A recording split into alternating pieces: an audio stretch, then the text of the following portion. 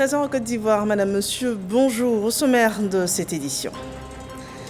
Le Premier ministre de Côte d'Ivoire en France, Patrick Hachi, reçu par son homologue française Elisabeth Borne.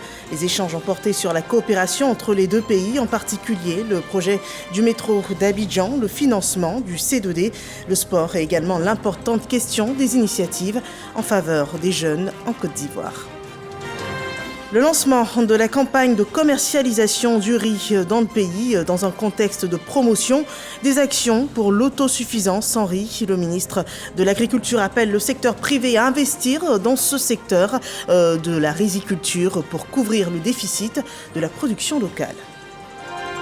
Et puis c'est le début du carême pour les chrétiens catholiques avec la prise ce mercredi des cendres. Un temps de pénitence de 40 jours s'ouvre. C'est un appel à la conversion véritable exprimé par le jeûne, la prière et le partage. 40 jours avant la Pâque célébrée le 9 avril prochain. Bienvenue dans ce 13h. Le Premier ministre ivoirien Patrick Hachi, reçu hier par son homologue française Elisabeth Borne. Une mission de travail sur la base du partenariat existant entre la France et la Côte d'Ivoire. Les deux premiers ministres se sont accordés sur des sujets se rapportant à la jeunesse, le financement du C2D, les infrastructures et en particulier le projet du métro d'Abidjan et l'extension de l'aérogare. Suivant ce récit, le récit d'une rencontre à Matignon avec Matignon, 16h55, heure locale, 15h55 en temps universel. La délégation ivoirienne conduite par le Premier ministre Patrick Hachi franchit l'enceinte de la primature française. Elisabeth Borne, Première ministre de la République française, accueille son hôte de marque, le chef du gouvernement, Patrick Hachi. Les deux personnalités, l'instant de quelques secondes, marquent un arrêt pour satisfaire à la traditionnelle photo de famille. À leur suite, la délégation ivoirienne composée des ministres de la jeunesse, de l'insertion professionnelle, du service civique, Touré Mamadou, Moussa Sanogo du budget du portefeuille de l'État, Albert François Amichia, président du COCAN. Les échanges entre les deux délégations peuvent débuter. Nous avons parcouru ensemble des sujets portant sur les questions d'infrastructure. La France nous appuie, en particulier les projets du métro, le projet de l'extension de l'aérogare. Nous avons également couvert des sujets tels que le financement du C2D, qui porte également sur un large éventail de secteurs qui vont de l'agriculture en passant par la santé jusqu'à l'enseignement professionnel. Évidemment, un spectre de sujets extrêmement large sur lequel nous sommes rentrés en profondeur. Et nous l'avons également naturellement invité à la demande de son Excellence, M. le Président de la République, à venir également à Abidjan pour voir in situ un certain nombre de situations sur lesquelles on peut continuer de poursuivre la coopération. Chacun des ministres ayant pris part aux côtés du chef du gouvernement à ce tête-à-tête se félicite des répercussions que pourrait avoir cet entretien sur le partenariat franco-ivoirien. La France a une longue tradition en matière fiscale, un taux de pression fiscale de l'ordre de 45%. Que nous puissions bénéficier de son accompagnement pour faire en sorte donc que nous ayons les moyens d'offrir davantage à nos populations.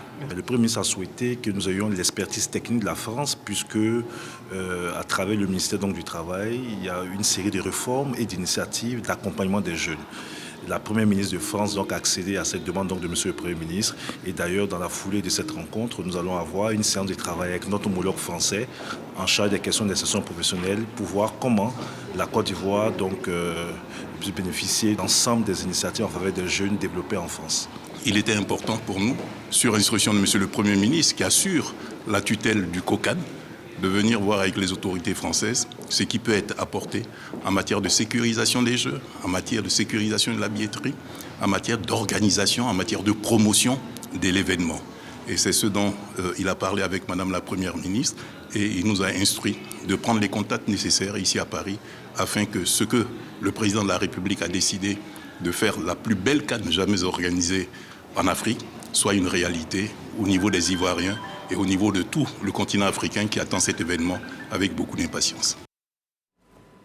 Et voilà, nous continuons toujours sur la coopération internationale. Cette fois, nous partons en Allemagne, à Berlin, où le ministre de l'Enseignement supérieur et de la Recherche scientifique, Adama Diawara, conduit une délégation ivoirienne au 10e anniversaire du Wascal et du Sascal, deux organes dont les missions sont fixées sur la préservation de l'environnement. Et après la première journée, il a été remarqué la signature d'une déclaration conjointe d'intention qui engage chaque pays membre de ces organes à consolider la coopération dans les domaines de la formation scientifique d'excellence et de faire de l'hydrogène vert et des énergies renouvelables une nouvelle priorité stratégique. Le développement dans ce rapport de notre envoyé spécial à Berlin, Sephora Zegui. Berlin, la capitale de la République fédérale d'Allemagne, accueille ce jour la commémoration du 10e anniversaire des centres d'excellence ouest-africains de lutte contre le changement climatique et l'hydrogène vert, Wascal et Sascal, centre de services scientifiques d'Afrique australe pour le changement climatique et la gestion adaptative des terres.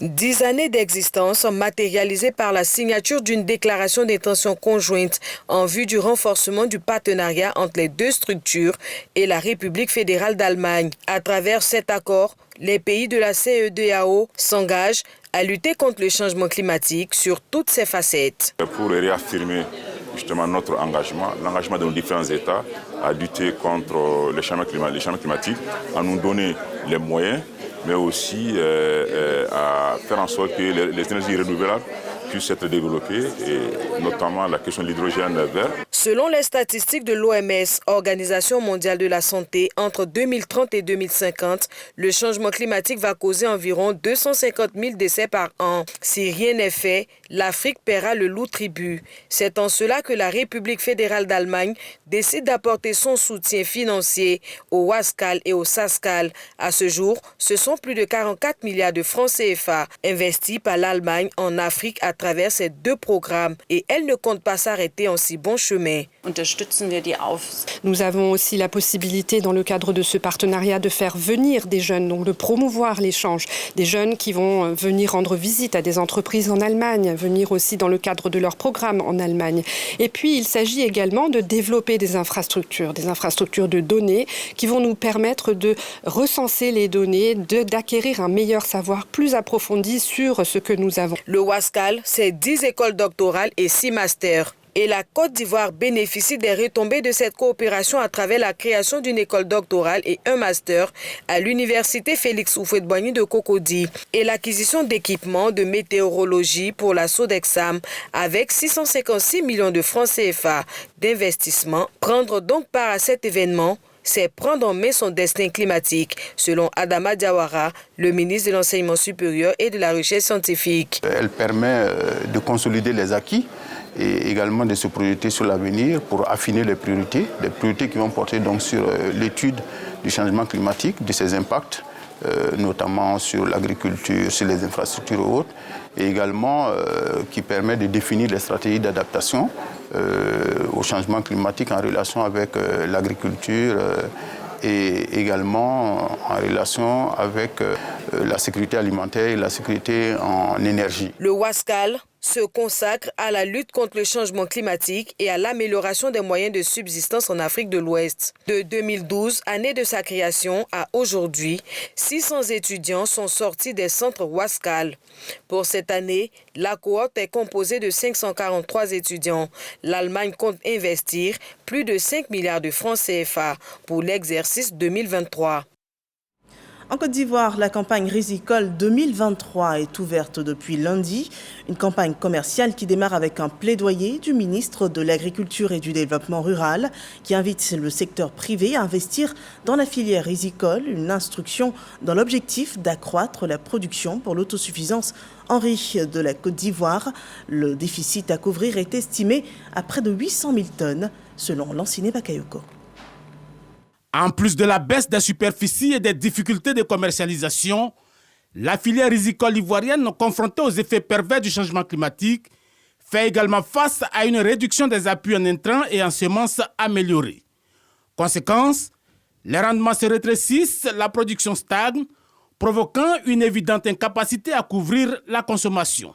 Nos agriculteurs En collaboration avec les partenaires de cette campagne risicole, notamment les fournisseurs d'intrants agricoles, les entreprises de transformation et de commercialisation de riz, ainsi que les responsables locaux nationaux, travaillent dans des conditions difficiles pour garantir une production de riz de qualité et en quantité. La politique de l'État de Côte d'Ivoire est de faciliter les conditions de travail de tous les agriculteurs et pour assurer une production satisfaisante. Alors que les besoins annuels s'élèvent à 2 millions de tonnes, la production nationale dépasse à peine le million de tonnes, ouvrant la porte aux importations. Ce que nous devons faire dans un premier temps, c'est d'abord sensibiliser les uns les autres à la production de riz. Comment voulez-vous que nous soyons premier pays producteur de cacao, premier pays producteur de cajou, et que nous ne soyons pas capables de produire du riz? Plus que l'autosuffisance, il s'agit d'aller vers la souveraineté alimentaire. Et sur l'ensemble de la chaîne des valeurs riz, les défis sont nombreux, entre autres, la mécanisation, le financement et surtout la maîtrise de l'eau. La maîtrise d'eau, ce n'est pas seulement faire des barrages, mais c'est faire des canalisations pour permettre que toutes les eaux qui tombent du ciel puissent être recueillies quelque part et servir en temps opportun à l'irrigation. Si les producteurs sollicitent un accroissement des investissements et du crédit, l'ambition du gouvernement, c'est de créer des pôles rizicoles de grande capacité. Déjà, 28 000 hectares supplémentaires devraient être mis en exploitation sur les prochaines années. Et l'autosuffisance alimentaire, c'est le sujet du dossier économique de la semaine. Lumière sur le pacte de souveraineté alimentaire de l'Afrique, une politique de la BAD contre l'insécurité alimentaire sur le continent africain. L'objectif, c'est de permettre aux Africains de se nourrir de ce qu'ils produisent et également d'exporter leur production alimentaire. Un programme doté d'un fonds de 30 milliards de dollars pour l'exécution des pactes par les États africains, suivant le développement de Mamadou Kwasi dans EcoPlus. Selon une étude réalisée récemment, ce sont environ 20 millions de tonnes de riz qui ont été importées en Afrique pour seulement l'année 2021, soit environ 40% du commerce mondial de riz. La BAD, Banque africaine de développement, a décidé de verser la balance pour les prochaines années. Pour y arriver, l'institution financière panafricaine propose aux États africains la mise en place des pactes nationaux de souveraineté alimentaire pour les 5 prochaines années. À travers ce projet, la BAD veut permettre au continent d'assurer sa souveraineté alimentaire. Pour développer pour chaque pays, qu'est-ce qu'on doit faire? Si c'est le blé, c'est le riz, c'est le manioc, c'est le fonio, je ne sais pas. On doit arriver à autosuffisance dans 3 à 5 ans et on termine avec toutes ces discussions-là. Et avec un système de suivi transparent, avec la comptabilité qu'il faut pour que toutes les choses qui ont été décidées seront exécutées, implémentées. L'objectif est de permettre au continent de se nourrir et de nourrir également le reste du monde.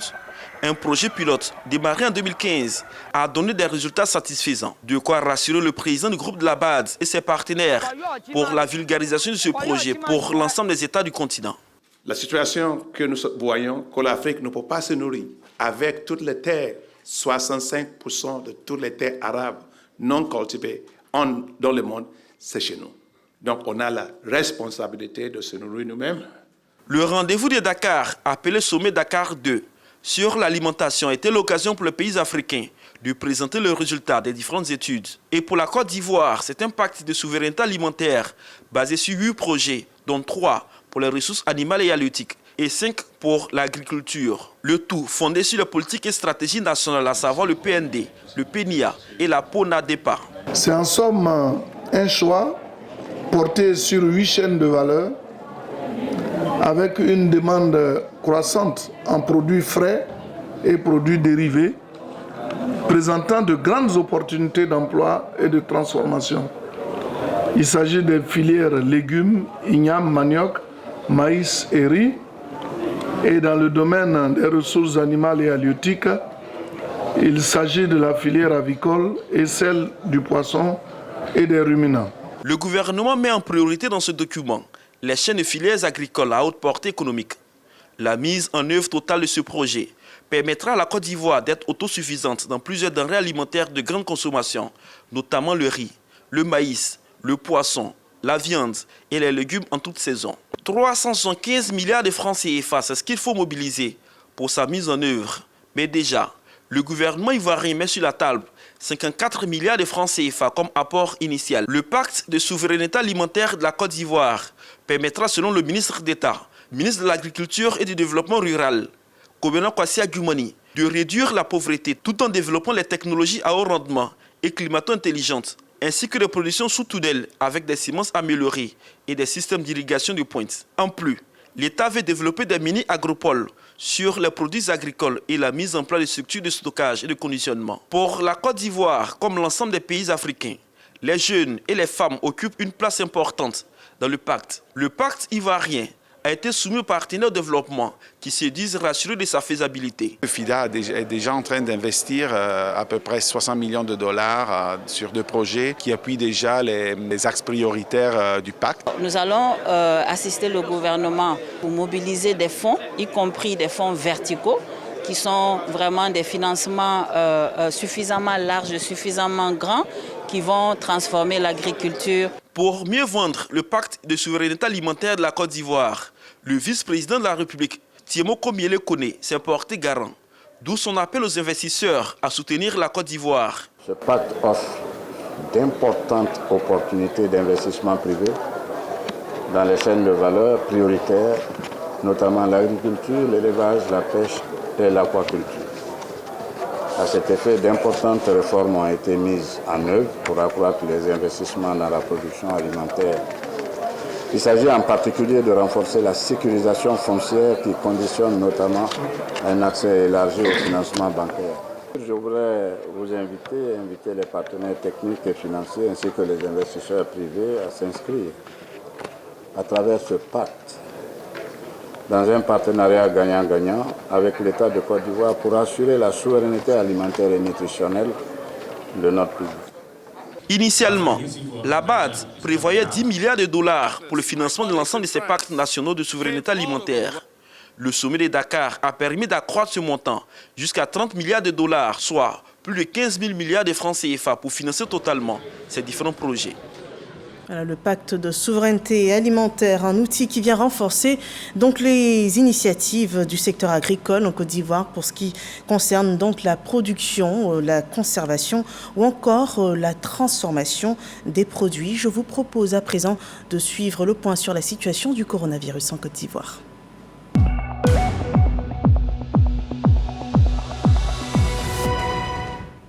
Les autorités sanitaires enregistrent pour le dernier bilan sur la Covid-19 13 nouveaux cas enregistrés sur 323 prélèvements effectués.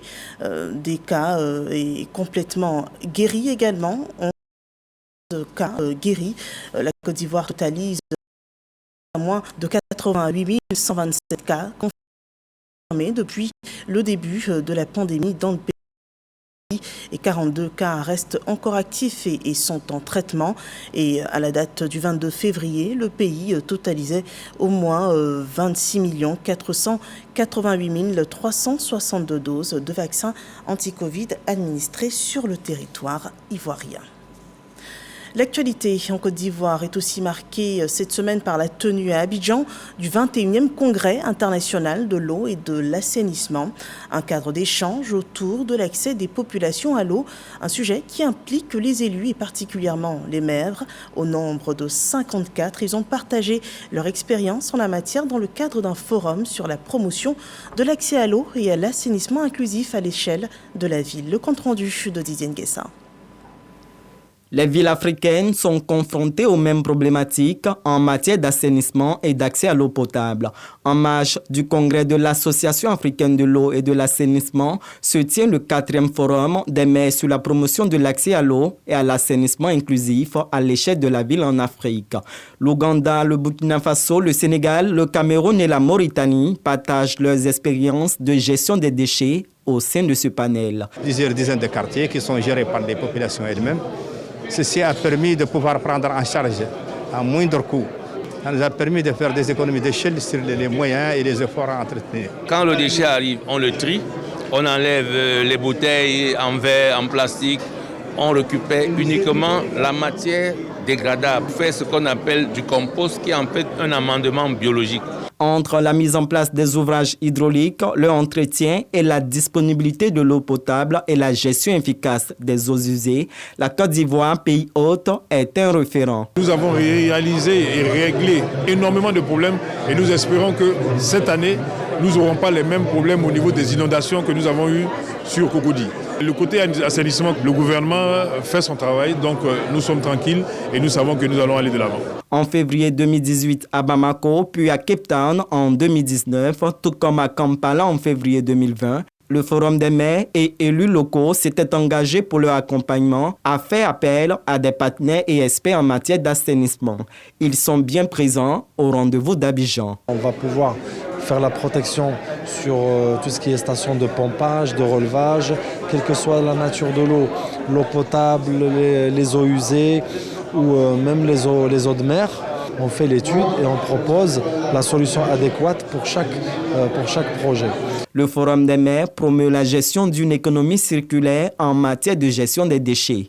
Les villes sont assainies et des emplois sont créés. Et toujours sur la thématique de l'environnement, partons pour la région du Tchologo, où 28 villages unissent leur action pour la gestion des ressources naturelles et de la faune de Warigué. C'est une initiative pour la biodiversité et on en parle avec Kader Sogodogo. Assemblée générale élective de l'Association de gestion des ressources naturelles et de faune AGREF de Warigué. Une union mise en place par 28 villages des sous-préfectures de Sikolo, Togonieri et Kumbala dans les départements de Fekese-Dougou et Kong pour la protection et la gestion de la biodiversité afin de permettre la conservation de cette diversité biologique dans la région du Tchologo. Il s'agit aussi de promouvoir une gestion communautaire, l'éducation environnementale, la préservation des pratiques culturelles traditionnelles compatibles avec les objectifs de cette conservation. Placée sous le signe de l'unité et de la lutte contre l'insécurité, la tenue de cette Assemblée générale élective s'inscrit dans le cadre des engagements contractuels, des obligations statutaires et la réélecture du règlement intérieur de la GRF de Warigué.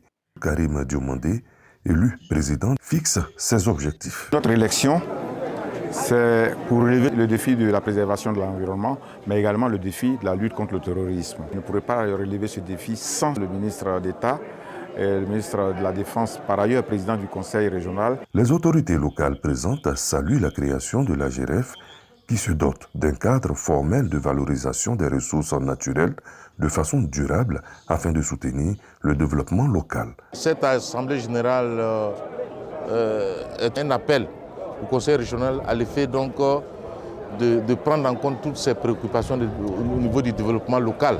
Il était important pour nous de venir participer à cette Assemblée générale élective de l'AGRF Warigué pour amener les populations à une gestion participative du développement durable. L'AGRF Warigué compte mener plusieurs activités, notamment la mise en œuvre de la nouvelle stratégie de surveillance de l'espace naturel de 200 000 hectares de terre gérée sous forme de concessions communautaires offertes par les 28 villages membres de cette association. Et nous passons à l'actualité des médias. La cérémonie qui consacre les meilleurs journalistes de Côte d'Ivoire est de retour. La 24e édition du week-end des Ébonies est lancée par l'UNJCI. Les festivités se tiendront du 24 au 26 février 2023 à Yamoussoukro. Et cette année, l'UNJCI passe en revue les 30 ans de lutte pour l'amélioration des conditions de vie et de travail des journalistes en Côte d'Ivoire. Jean-Marc Djadji. Le district autonome de Yamoussoukro sera aux couleurs du week-end des Ébonies 2022, du vendredi 24 au dimanche 26 février 2023. Cette activité annuelle et phare de l'Union nationale des journalistes de Côte d'Ivoire, UNJCI, prône l'excellence et le rassemblement. Pour cette 24e édition, le président de l'UNJCI, Jean-Claude Koulibaly, dévoile le programme et sonne la mobilisation. Plus de 300 journalistes sur 550 invités sont attendus. Arrivé au village des Ébonies, où on va faire l'inauguration en début d'après-midi. Puis on aura le panel de haut vol. Le lendemain, ce sera le cross populaire et la soirée, la nuit des distinctions, la nuit d'excellence, la nuit de la communication. Cette édition 2022 du Week-end des Ebonies sera l'occasion de porter des réflexions sur l'amélioration des conditions de travail des journalistes. D'où le thème UNJCI, 30 ans de lutte pour l'amélioration des conditions de vie et de travail des journalistes. Quel regard rétrospectif sur ces engagements résolus et quelles perspectives? On fera le bilan des 30 ans de l'UNJCI. Qu'est-ce que l'UNJCI a apporté à la corporation? Quels sont les combats qu'a mené l'UNJCI pour l'amélioration des conditions de vie et de travail des journalistes? Et puis maintenant, ensuite, nous épancher sur les perspectives.